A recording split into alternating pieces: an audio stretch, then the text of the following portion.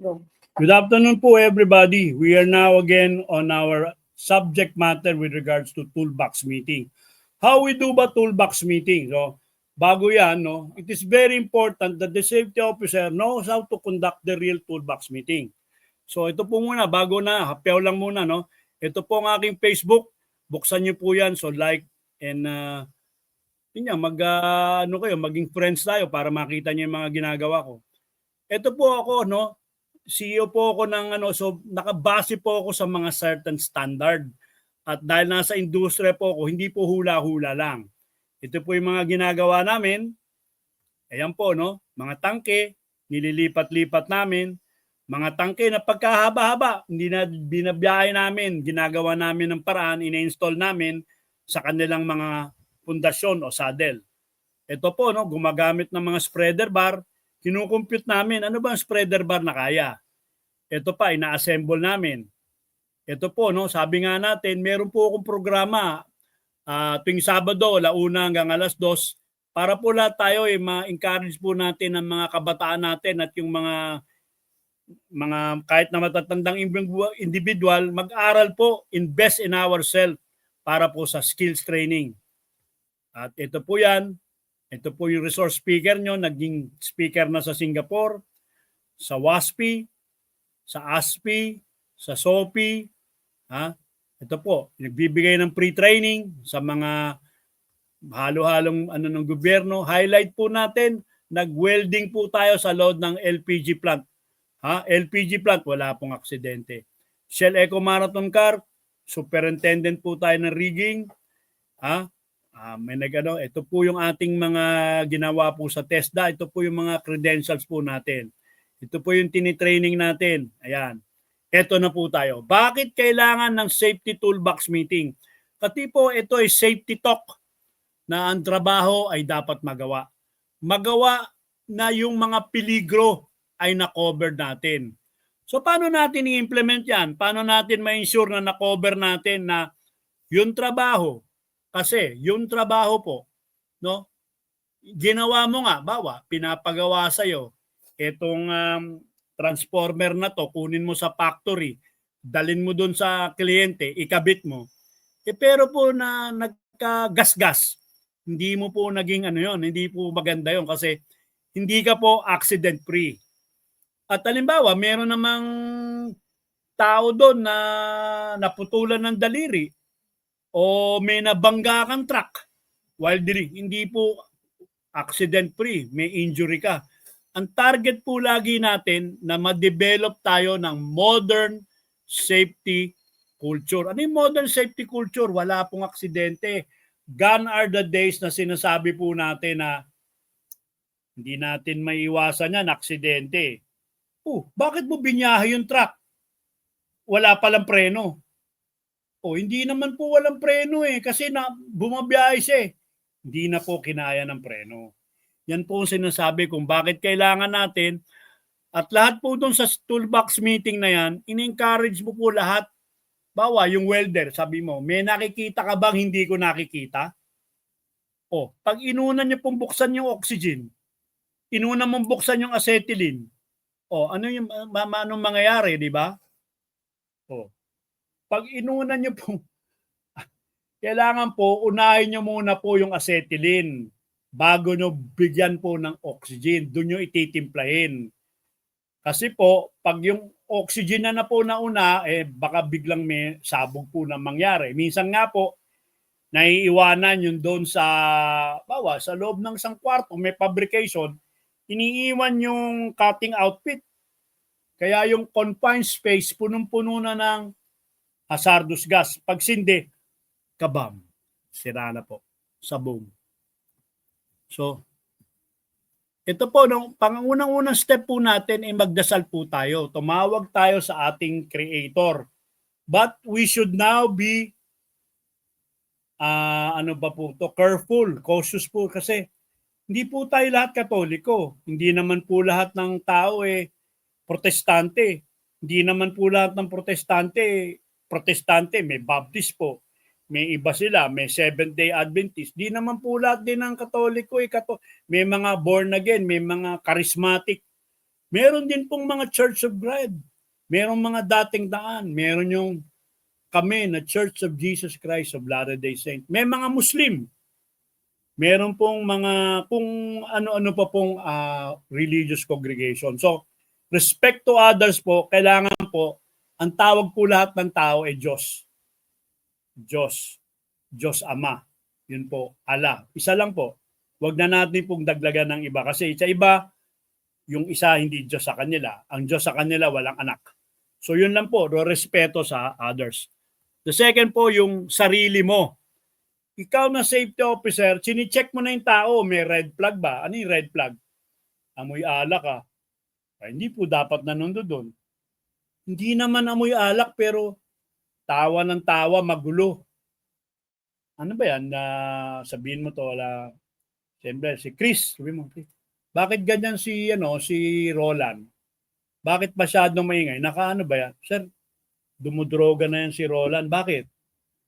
Iniwanan po ng asawa. Red flag po yun. Hindi mo dapat isama yun. O halimbawa, sasabihin ni Chris, ano po wala pa po akong tulog. Bakit ka wala pang tulog? Natapos po kami, stress na ng umaga, yung inuman namin . Tapos isasama mo sa trabaho. That again, no. So, yung po dyan sa mga toolbox meeting po natin, titignan mo rin po, kaya kailangan ikaw ay friendly sa management. Friendly rin sa mga tao, baka problematic, merong mga mentally disturbed.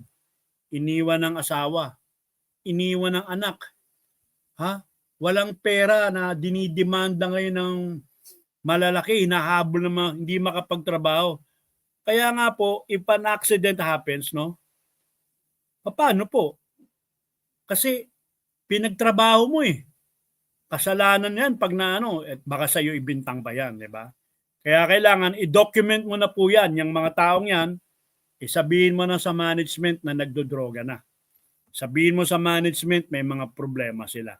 Ang third step po natin yung hierarchy of control, yung elimination, substitution, engineering control, administrative at PPE. Ngayon, elimination, sabi nga, huwag mong dagyan dyan ng boom truck. Paano gagawin mo? O di iba yung gamit mo, huwag mong lagyan. Substitute mo Paano isa-substitute mo? Lagyan mo ng scaffolding. Pag may scaffolding naman, anong gagawin doon? May engineering control. Paano engineering control? Di lagyan mo ng mga guardrail, lagyan mo ng mga outrigger, administrative control. Lagyan mo ng mga signages. Pakuhanin mo sila ng mga training at PPE. Tama yung working at heights . Ano dapat? Full body harness, di ba? Ano pa po? Ito po yun, yung hierarchy of control. Tignan nyo yan. Asikasuhin mo yan. Ano po, no? Yung number 1 po, yung ano natin dito, no? Yung basahin ko. Baka mamaya yung physical removal of the hazard. Yung po yung elimination. Yung substitution, replacing it with something that replacing that scope that produces a hazard, no? Ni-replace mo. Yung pong engineering control, in-isolate mo po no? Tapos yung administrative, yung sabi nga natin, changes mo the way people work, no? Kasi pinag-training mo na iba na yung culture niya. At yung PPE, no?